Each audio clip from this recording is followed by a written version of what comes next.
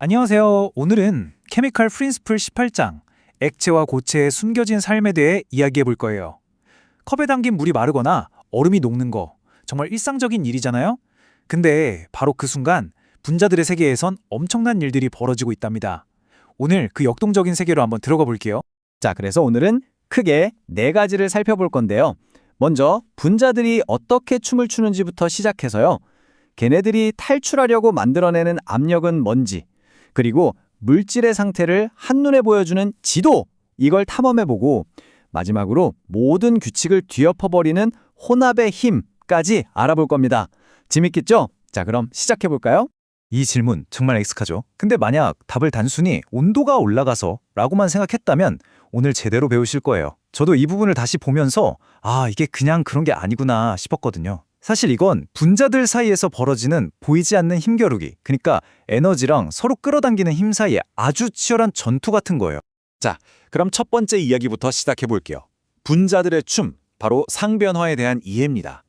물질이 고체, 액체, 기체로 변할 때 도대체 그 안에서는 무슨 일이 일어나는지 그 근본적인 움직임부터 알아야 모든 게 이해가 되거든요.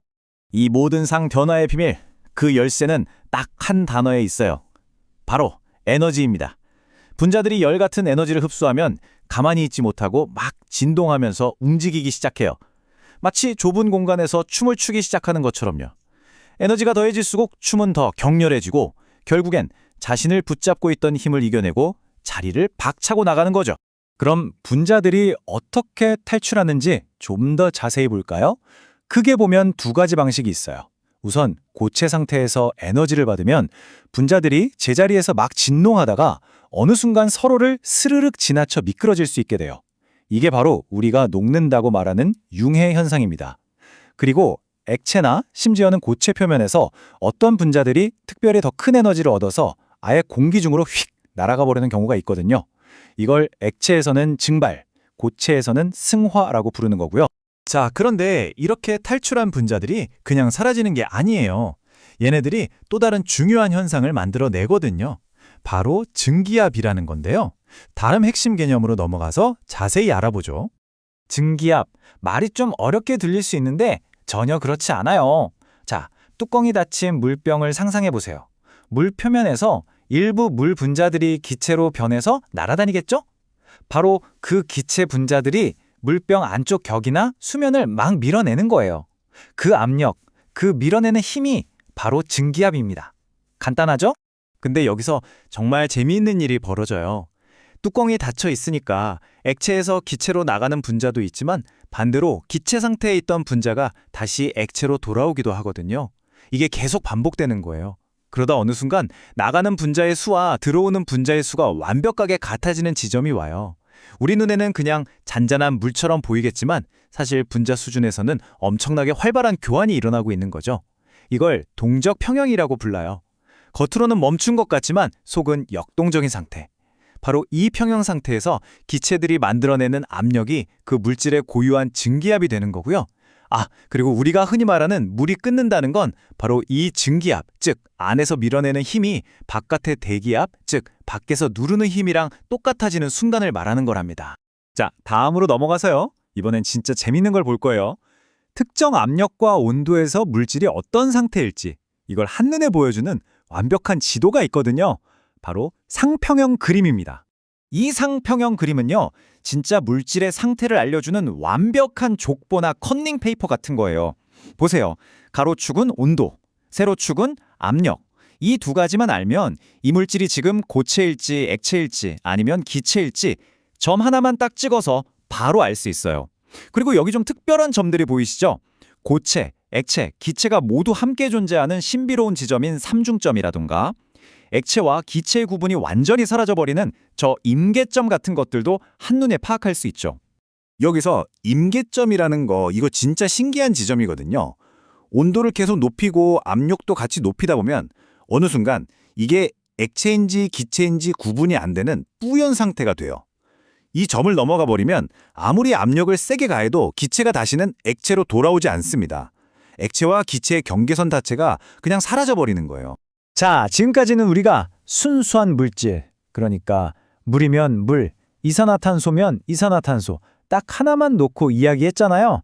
그런데 만약 여기에 다른 걸 섞으면 어떻게 될까요? 바로 여기서부터 이야기가 완전히 새로운 국면으로 접어듭니다. 진짜 재밌어져요. 자, 이 그림 좀 보세요. A는 순수한 물이랑 얼음이 평형을 이루고 있는 상태예요. 어는 분자랑 녹는 분자 수가 똑같은 거죠. 그런데 B처럼 여기에 소금 같은 걸 확 넣어버리면 무슨 일이 생길까요? 이 소금 알갱이들이 물 분자들 사이에 끼어들어서 물이 얼음 결정에 착 달라붙는 걸 방해하기 시작해요. 일종의 회방권 역할을 하는 거죠. 그럼 어떻게 될까요? 어는 속도는 느려지고 녹는 속도는 그대로니까 평형이 깨지면서 얼음이 녹기 시작하는 거예요. 이걸 다시 얼게 만들려면 온도를 지금보다 훨씬 더 낮춰야만 새로운 평형 상태에 도달할 수 있습니다. 이게 바로 어는 점 내림 현상의 핵심 원리입니다. 네, 바로 이게 우리가 겨울에 미끄러운 길에 염화칼슘 같은 제설제를 뿌리는 이유예요. 이 염화칼슘이 눈 표면에 살짝 녹아있는 물에 섞이면서 물의 어는 점을 영하 10도, 20도 이렇게 뚝 떨어뜨려 버리는 거죠. 그러니까 바깥 날씨가 영하권이어도 눈이 계속 녹아서 길이 안 얼게 되는 거고요. 정말 똑똑한 방법이죠? 방금 본 어는 점 내림처럼 순수한 용매에 뭔가를 섞었을 때 나타나는 이런 특별한 성질들을 묶어서 총괄성이라고 불러요. 이 총괄성의 핵심은 진짜 간단해요. 어떤 물질을 넣었는지는 전혀 중요하지 않고요. 오직 몇 개의 입자를 넣었는지만 중요해요. 비유하자면 파티에 누가 왔는지는 상관없고 파티장이 얼마나 붐비는지만 중요한 것과 같죠. 그래서 소금을 넣든 설탕을 넣든 녹아있는 입자 개수만 같다면 어는 점을 내리는 효과는 거의 똑같다는 뜻입니다. 이렇게 용질, 즉 손님을 초대하면 상변화의 규칙이 완전히 바뀌어버려요. 아까 말했듯이 손님들이 증발을 방해하니까 증기압은 낮아지고요. 증기압이 낮아지니까 더 높은 온도까지 가열해야 끓겠죠. 그래서 끓는 점은 올라갑니다. 반대로 어는 건 방해하니까 어는 점은 내려가고요. 그리고 마지막으로 삼투압이라는 새로운 현상도 생겨나요. 이 네 가지, 증기압 내림, 끓는 점 오름, 어는 점 내림, 삼투압, 이게 바로 총괄성의 대표 선수들입니다. 이 네 가지 중에서 특히 삼투압은요, 생화학 분야에서 정말 유용하게 쓰이는 아주 강력한 도구예요. 왜냐하면 다른 방법으로는 측정하기 정말 까다로운 것들을 잴 수 있거든요. 예를 들면 단백질처럼 분자량이 어마어마하게 큰 분자들의 무게를 아주 정확하게 알아낼 수 있게 해줍니다. 우리 교재에도 예시가 나오죠. 사이토크롬 C라는 단백질용액의 삼투압을 계산해보니 0.039 기압이 나왔어요. 0.039 기압, 되게 작은 압력 같죠? 그런데 이 작지만 정밀하게 측정할 수 있는 압력값을 통해서 우리는 이 단백질 하나의 분자량이 얼마나 거대한지를 역으로 계산해낼 수 있는 거예요. 정말 놀랍지 않나요? 자, 그럼 오늘 배운 내용들을 한번 정리해볼까요?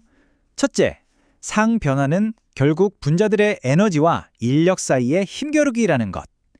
둘째, 증기압이 바로 끓는 현상을 이해하는 열쇠라는 점.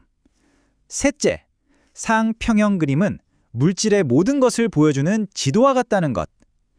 그리고 넷째, 뭔가를 섞으면 총괄성이라는 새로운 규칙이 등장해서 도로에 눈을 녹이는 것부터 거대 분자의 무게를 재는 데까지 쓰인다는 사실. 오늘 이 네 가지만 기억하셔도 성공입니다. 오늘 우리가 함께 살펴본 이 화학의 원리들은요, 그냥 책 속에만 있는 게 아니에요. 당장 부엌에 있는 압력솥이 음식을 빨리 익히는 원리에도, 그리고 우리 몸속 세포 하나하나가 생명을 유지하는 방식에도 이 규칙들이 그대로 적용되고 있거든요. 여러분 주위에서는 또 어디에 이런 놀라운 규칙들이 숨어 있을까요? 오늘부터 한번 주변을 다른 눈으로 살펴보시는 건 어떨까요? 오늘 이야기는 여기까지입니다. 들어주셔서 감사합니다.